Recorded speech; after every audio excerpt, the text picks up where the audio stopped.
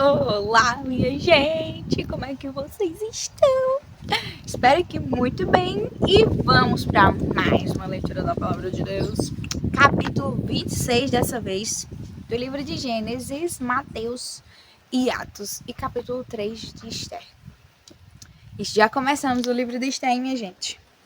Estamos aí, já sabendo os desenrolar da história dessa moça que foi elegida a rainha, escolhida, né, para ser rainha. Curte esse like, curte esse vídeo, curte esse like, curte esse vídeo e abre a sua Bíblia aí no capítulo 26 de Gênesis. Isso. Vamos saber agora sobre Isaac na terra dos filisteus. E antes de iniciarmos, vamos orar?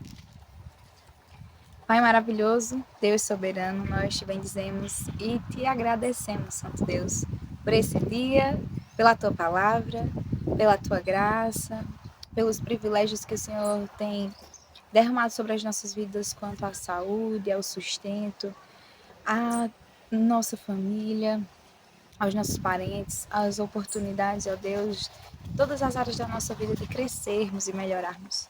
Muito obrigada pelo teu santo evangelho e nos ensina, Deus, a te amar, a temer ao Senhor, a sermos fiéis a ti em todo tempo, ser conosco e nos dar sabedoria e entendimento. É assim que nós te oramos, em nome de Jesus. Amém.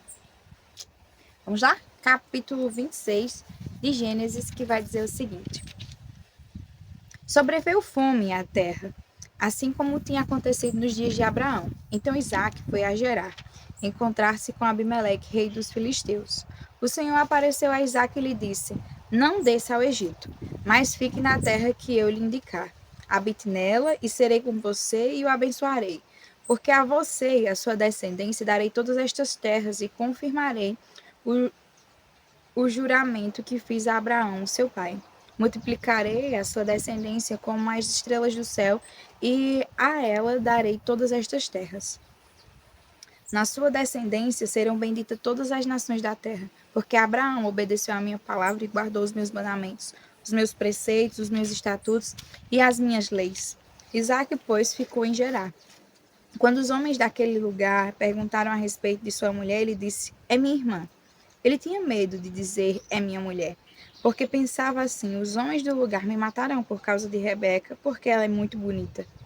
Depois que Isaque havia permanecido ali por muito tempo, Abimeleque, rei dos filisteus, olhou por uma janela e viu que Isaque acariciava Rebeca, sua mulher. Então Abimeleque chamou Isaque e lhe disse: É evidente que ela é sua mulher. Como é que você disse que ela era sua irmã?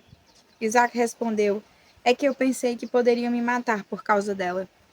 Então Abimeleque disse: O que é isso que você fez conosco? Facilmente alguém do povo poderia ter se deitado com a sua mulher, e você teria trazido culpa sobre nós. Então Abimeleque deu esta ordem a todo o povo: Quem tocar neste homem ou na sua mulher certamente morrerá. Isaque semeou naquela terra, e no mesmo ano recolheu 100 por um, porque o Senhor o abençoava. Ele enriqueceu, continuou prosperando, ficou riquíssimo. Tinha ovelhas e bois e grande número de servos, de maneira que os filisteus tinham inveja dele. E por isso lhe entulharam todos os poços que os servos de seu pai haviam cavado nos dias de Abraão, enchendo-os de terra. Abimeleque disse a Isaque: Saia da nossa terra, porque você já é muito mais poderoso do que nós. Então Isaque saiu dali e se acampou no vale de Gerar, onde ficou morando. Isaque tornou a abrir os poços que haviam sido cavados nos dias de Abraão, seu pai, porque os filisteus os haviam entulhado depois da morte de Abraão, e lhes deu os mesmos nomes que o seu pai já lhes tinha dado. Os servos de Isaque cavaram no vale e acharam um poço de água nascente. Mas os pastores de Gerar entraram em conflito com os pastores de Isaque, dizendo: Esta água é nossa. Por isso Isaque chamou o poço de Ezeque, porque entraram em conflito com ele. Então cavaram outro poço, e também por causa desse houve conflito. Por isso recebeu o nome de Sitna. Partindo dali, Isaque cavou ainda outro poço, e como por esse não houve conflito, deu-lhe o nome de Reobote. Ele disse: porque agora o Senhor abriu espaço para nós e vamos prosperar nesta terra. Dali Isaac foi para Berseba. Na mesma noite o Senhor lhe apareceu e disse: eu sou o Deus de seu pai Abraão. Não tenha medo, porque eu estou com você. Eu abençoarei e multiplicarei a sua descendência por amor de Abraão, meu servo. Então Isaac levantou ali um altar e, tendo invocado o nome do Senhor, armou a sua tenda e os servos de Isaac abriram ali um poço. Abimeleque, seu amigo Austate e Ficol, comandante do seu exército, saíram de Gerar para encontrar Isaac. Isaac perguntou: por que vocês vieram à minha presença se me odeiam e me expulsaram do meio de vocês? Eles responderam: vimos claramente que o Senhor está com você. Então pensamos que seria bom se houvesse um juramento entre nós e você. Queremos fazer uma aliança com você. Você jura que não nos fará mal, assim como nós também não fizemos nenhum mal a você, mas fizemos somente o bem e o deixamos ir em paz. Você é agora o abençoado do Senhor. Então Isaac lhes deu um banquete, e comeram e beberam. Levantando-se de madrugada, juraram de parte a parte. Isaac os despediu e eles se foram em paz. Nesse mesmo dia vieram os servos de Isaac e, dando-lhe notícia do poço que tinha cavado, lhe disseram: achamos água. Ao poço, Isaac deu o nome de Seba, por isso Berseba é o nome daquela cidade até o dia de hoje. Quando Esaú tinha 40 anos de idade, tomou por esposa Judite, filha de Beri, Eteu, e Basemate, filha de Elon, Eteu. Essas duas se tornaram amargura de espírito para Isaac e para Rebeca. Capítulo 26 do livro de Mateus.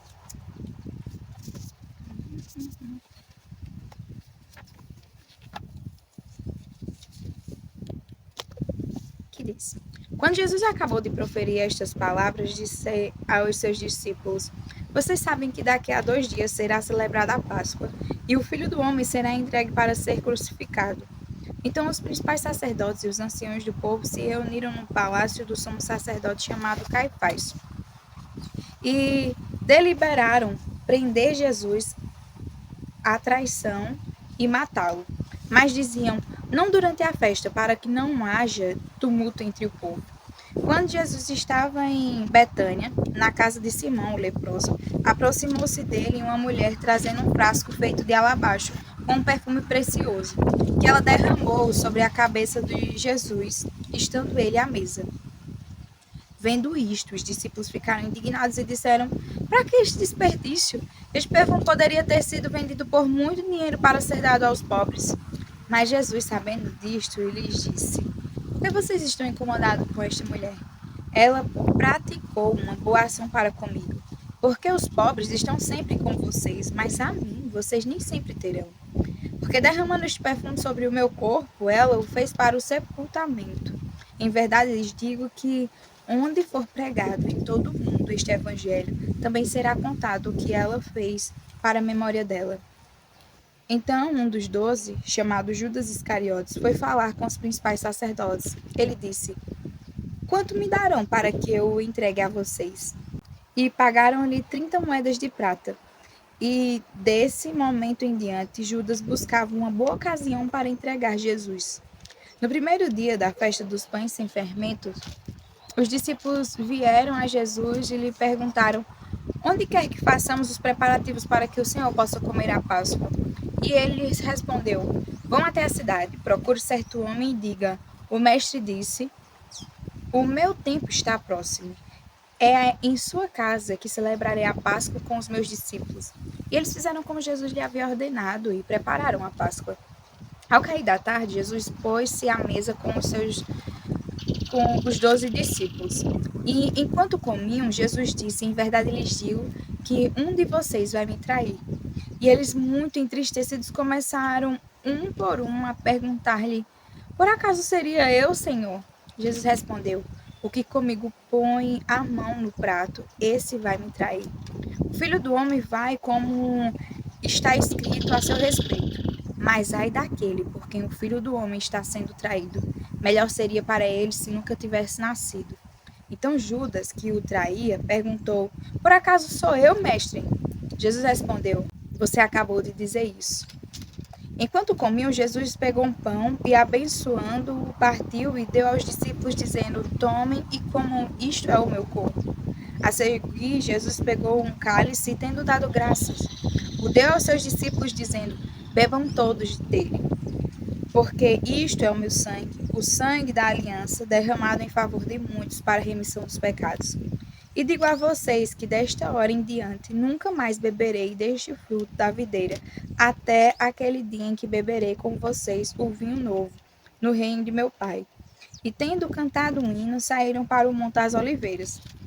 Então Jesus disse aos discípulos: Esta noite serei uma pedra de tropeço para todos vocês, porque está escrito: Ferirei o pastor e as ovelhas do rebanho ficarão dispersas. Mas depois da minha ressurreição, irei adiante de vocês para a Galiléia. Mas Pedro, tomando a palavra, disse a Jesus: Ainda que o Senhor venha a ser um tropeço para todos, nunca o será para mim. Mas Jesus lhes disse: Em verdade lhes digo que nesta noite, antes que o galo cante, você me negará 3 vezes. Pedro insistiu: Ainda que me seja necessário morrer com o Senhor, de modo nenhum negarei. E todos os discípulos disseram o mesmo. Em seguida, Jesus foi com eles a um lugar chamado Getsêmani e disse aos discípulos: Sentem-se aqui enquanto eu vou ali orar. E, levando consigo Pedro e os 2 filhos de Zebedeu, começou a sentir-se tomado de tristeza e de angústia. Então lhes disse: A minha alma está profundamente triste até a morte. Fiquem aqui e vigiem comigo. E, adiantando-se um pouco, prostrou-se sobre o seu rosto, orando e dizendo: Meu Pai, se é possível, que passe de mim este cálice. Contudo, não seja como eu quero, e sim como tu queres. E voltando para os discípulos, achou-os dormindo e disse a Pedro: Então nem uma hora vocês puderam vigiar comigo? Vigiem e orem, para que não caiam em tentação. O espírito, na verdade, está pronto, mas a carne é fraca. Retirando-se pela segunda vez, orou de novo, dizendo: Meu Pai, se não é possível que este cálice passe de mim sem que eu beba, faça-se a tua vontade. E voltando, achou-os outra vez dormindo, porque os olhos deles estavam pesados. Deixando-os novamente, foi orar pela terceira vez, repetindo as mesmas palavras. Então voltou para os discípulos e lhes disse: Vocês ainda estão dormindo e descansando. Eis que é chegada a hora, e o Filho do Homem está sendo entregue nas mãos de pecadores. Levantem-se, vamos embora. Eis que o traidor se aproxima. E enquanto Jesus ainda falava, eis que chegou Judas, um dos 12, e com ele grande multidão, com espadas e porretes, vinda da parte dos principais sacerdotes e dos anciãos do povo. Ora, o traidor tinha dado a eles um sinal: aquele que eu beijar é esse, prendam-no. E logo, aproximando-se de Jesus, Judas disse: Salve, mestre! E o beijou. Jesus, porém, lhes disse: Amigo, o que você veio fazer? Nisto, aproximando-se eles, agarraram Jesus e o prenderam. E eis que um dos que estavam com Jesus, estendendo a mão, sacou a espada e, golpeando o servo do sumo sacerdote, cortou-lhe a orelha. Então Jesus lhes disse: Coloque a espada de volta no seu lugar, pois todos os que lançam mão da espada, a espada perecerão. Ou você acha que não posso pedir a meu Pai e ele me mandaria neste momento mais de 12 legiões de anjos? Mas como então se cumpriria as escrituras que dizem que assim deve acontecer? Naquele momento, Jesus disse às multidões: Vocês vieram com espadas e porretes para prender-me como se eu fosse um salteador? Todos os dias, no templo, eu me assentava ensinando e vocês não me prenderam. Tudo isto, porém, aconteceu para que se cumprissem as escrituras dos profetas. Então todos os discípulos os deixaram e fugiram. E os que prenderam Jesus o levaram à casa de Caifás, o sumo sacerdote, onde se haviam reunido os escribas e os anciãos. Pedro o seguia de longe até o pátio do sumo sacerdote, e tendo entrado, assentou-se entre os servos para ver como aquilo ia terminar. E os principais sacerdotes e todo o sinédrio procuravam algum testemunho falso contra Jesus a fim de o condenarem à morte. E não acharam, apesar de terem sido apresentadas muitas testemunhas falsas. Mas afinal, compareceram 2 afirmando: Este disse: Posso destruir o santuário de Deus e reconstruí-lo em 3 dias. E levantando-se o sumo sacerdote perguntou a Jesus: Você não diz nada em resposta ao que estes depõem contra você? Jesus, porém, guardou silêncio. E o sumo sacerdote lhe disse: Eu exijo que nos diga, tendo Deus vivo por testemunha, se você é o Cristo, o Filho de Deus. Jesus respondeu: É o Senhor mesmo que está dizendo isto. Mas eu lhes digo que desde agora vocês verão o Filho do Homem sentado à direita do Todo-Poderoso e vindo sobre as nuvens do céu. Então o sumo sacerdote rasgou as suas vestes e disse: Blasfemou, porque ainda precisamos de testemunha. Eis que agora mesmo ouvimos a blasfêmia. O que vocês acham? E eles responderam: É réu de morte. Então alguns cuspiram no rosto de Jesus e bateram nele. E outros o esbofeteavam, dizendo: Profetize para nós, ó Cristo, quem foi que bateu em você? Pedro estava sentado fora no pátio. Uma empregada se aproximou e lhe disse: Você também estava com Jesus, o Galileu. Mas ele negou diante de todos e disse: Não sei o que você está dizendo. Quando se dirigia para a porta, Pedro foi visto por outra empregada, que disse aos que estavam ali: Este também estava com Jesus, o Nazareno. E ele negou outra vez com juramento: Não conheço este homem. Pouco depois, aproximando-se dos que estavam ali, disseram a Pedro: Com certeza você também é um deles, porque o seu modo de falar o denuncia. Então ele começou a praguejar e a jurar: Não conheço este homem. E no mesmo instante o galo cantou. Então Pedro se lembrou da palavra que Jesus tinha dito: Antes que o galo cante, você me negará 3 vezes. E Pedro, saindo dali, chorou amargamente. Capítulo 3 do livro de Esther, que diz o seguinte: Depois disso, o rei Assuero engrandeceu Amã, filho de Hamideta, depois dele ter sido salvo pela informação que Mordecai tinha dado, né, contra o complô que as pessoas estavam fazendo para matar o próprio rei Assuero lá, os conspiradores, né?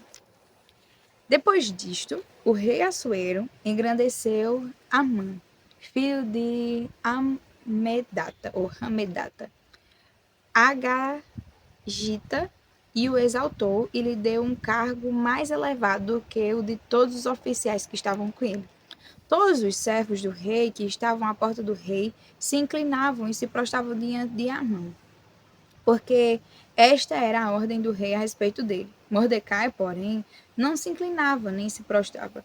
Então os servos do rei, que estavam à porta do rei, perguntaram a Mordecai: Por que você está transgredindo as ordens do rei? Dia após dia eles falavam com Mordecai, mas ele não lhes dava ouvidos. Então contaram isso a Amã para ver se as palavras de Mordecai se manteriam em pé, porque ele lhes tinha declarado que era judeu. Quando Amã viu que Mordecai não se inclinava nem se prostrava diante dele, encheu-se de furor. Porém, julgou que era pouco nos seus propósitos atentar apenas contra Mordecai, porque ele havia declarado de que povo era Mordecai. Por isso, Amã procurou destruir todos os judeus, povo de Mordecai, que havia em todo o reino de Assuero. No primeiro mês, que é o mês de Nissan, no 12º ano do reinado de Assuero, foi lançado a Pur, isto é, fizeram um sorteio na presença de Amã para determinar o dia e o mês, e foi sorteado o 12º mês, que é o mês de Adar. Então Amã disse ao rei Assuero: Existe um povo espalhado e disperso entre os povos em todas as províncias do seu reino, cujas leis são diferentes das leis de todos os povos. Eles não cumprem as leis do rei, e por isso não convém tolerá-los. Se for do agrado do rei, decrete-se que sejam mortos, e eu porei nas mãos dos que executarem a obra 340 toneladas de prata para que entre nos tesouros do rei. Então o rei tirou da mão o seu anel sineta e o deu a Amã, filho de Hamedata, Agagita, inimigo dos judeus, e lhe disse: Fique com esta prata e faça com esse povo o que bem quiser. No dia 13 do primeiro mês, chamaram os secretários do rei e, segundo tudo o que Amã havia ordenado, esse escreveu aos sátrapas do rei, aos governadores de todas as províncias e aos chefes de cada povo. A ordem devia ser endereçada a cada província no seu próprio modo de escrever e a cada província na sua própria língua. Foi escrita em nome do rei Assuero e selada com o anel sineta do rei. As cartas foram enviadas por meio de mensageiros a todas as províncias do rei, com instruções para que, num só dia, o dia 13 do 12º mês, que é o mês de Adar, todos os judeus, tanto os jovens como os velhos, as mulheres e as crianças, fossem destruídos, mortos e aniquilados, e que os seus bens fossem saqueados. Uma cópia da carta que determinava a proclamação da lei em todas as províncias foi enviada a todos os povos para que se preparasse para aquele dia. Os mensageiros, impelidos pela ordem do rei, partiram imediatamente, e a lei foi proclamada na cidade de Suzã.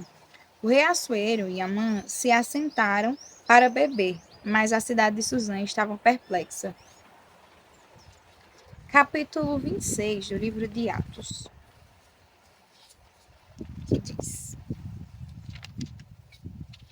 A seguir, Agripa, dirigindo-se a Paulo, disse: Você está autorizado a falar em sua defesa. Então Paulo, estendendo a mão, passou a defender-se nestes termos: Tenho-me por feliz, ó rei Agripa, pelo privilégio de hoje, na presença do Senhor, poder produzir a minha defesa de todas as acusações que os judeus fazem contra mim, especialmente porque o Senhor é versado em todos os costumes e questões que há entre os judeus. Por isso, peço que o Senhor me ouça com paciência. Quanto à minha vida, desde a mocidade, como decorreu desde o princípio entre o meu povo e em Jerusalém, todos os judeus a conhecem. Pois, na verdade, eu era conhecido deles desde o princípio, se assim o quiserem testemunhar. Porque, na condição de fariseu, vivi conforme o partido mais rigoroso da nossa religião. E agora estou sendo julgado por causa da esperança da promessa feita por Deus aos nossos pais, a qual as nossas 12 tribos, servindo a Deus fervorosamente, noite e dia, almejam alcançar. É por causa dessa esperança, ó rei, que eu sou acusado pelos judeus. Por que se julga incrível entre vocês que Deus ressuscite os mortos? Na verdade, eu pensava que devia fazer muitas coisas contra o nome de Jesus, o Nazareno. E foi exatamente o que fiz em Jerusalém. Havendo eu recebido a autorização dos principais sacerdotes, encerrei muitos dos santos na prisão. E quando o condenavam à morte, eu dava o meu voto contra eles. Muitas vezes os castiguei por todas as sinagogas, obrigando-os até a blasfemar. E demasiadamente enfurecido contra eles, eu os persegui até em cidades estrangeiras. Com isto em mente, parti para Damasco, levando a autorização dos principais sacerdotes e por eles comissionado. Ao meio-dia, ó rei, enquanto eu seguia pelo caminho, vi uma luz no céu mais resplandecente que o sol, que brilhou ao redor de mim e dos que iam comigo. E caindo todos nós por terra, ouvi uma voz que me falava em língua hebraica: Saulo, Saulo, por que você me persegue? É duro para você ficar dando coisas contra aguilhões. Então eu perguntei: Senhor, quem é você? Ao que o Senhor respondeu: Eu sou Jesus, a quem você persegue. Mas levante-se e fique em pé. Eu apareci a você para constituí-lo ministro e testemunha, tanto das coisas que você me viu, como daquelas pelas quais ainda lhe aparecerei. Vou livrar você do seu próprio povo e dos gentios, para os quais eu o envio para abrir os olhos deles e convertê-los das trevas para a luz e do poder de Satanás para Deus, a fim de que eles recebam remissão de pecados e herança entre os que são santificados pela fé em mim. Assim, ó rei Agripa, não fui desobediente à visão celestial, mas anunciei primeiramente aos de Damasco e em Jerusalém, por toda a região da Judéia, e também aos gentios que se arrependessem e se convertessem a Deus, praticando obras dignas de arrependimento. Por causa disto, alguns judeus me prenderam quando eu estava no templo e tentaram me matar. Mas com a ajuda de Deus, permaneço até o dia de hoje, dando testemunho tanto a pequenos como a grandes, nada dizendo, a não ser o que os profetas e Moisés disseram que ia acontecer. Isto é, que o Cristo devia padecer e, sendo o primeiro da ressurreição dos mortos, anunciaria a luz ao seu próprio povo e aos gentios. Quando Paulo estava dizendo estas coisas em sua defesa, Festo interrompeu, gritando: Você está louco, Paulo? Ficou louco de tanto estudar? Paulo, porém, respondeu: Não estou louco, ó excelentíssimo Festo. Pelo contrário, digo palavras de verdade, de bom senso. Porque tudo isso é de conhecimento do rei, a quem me dirijo com franqueza, pois estou persuadido de que nenhuma destas coisas lhe é oculta, pois nada se passou em algum lugar escondido. Por isso pergunto, rei Agripa, o senhor acredita nos profetas? Eu sei que o senhor acredita. Então Agripa se dirigiu a Paulo e disse: Por pouco você me convence a me tornar cristão. Paulo respondeu: Peço a Deus que faça com que, por pouco ou por muito, não apenas o senhor, rei, mas todos os que hoje me ouvem venham a ser alguém como eu, mas sem estas correntes. A essa altura levantou-se o rei e também o governador e Berenice, como os que estavam assentados com eles.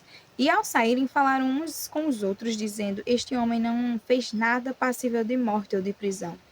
Então Agripa se dirigiu a Festo e disse: Este homem bem podia ser solto se não tivesse apelado para César. Amém. Até amanhã para mais uma leitura da palavra do Senhor. Fique com Deus.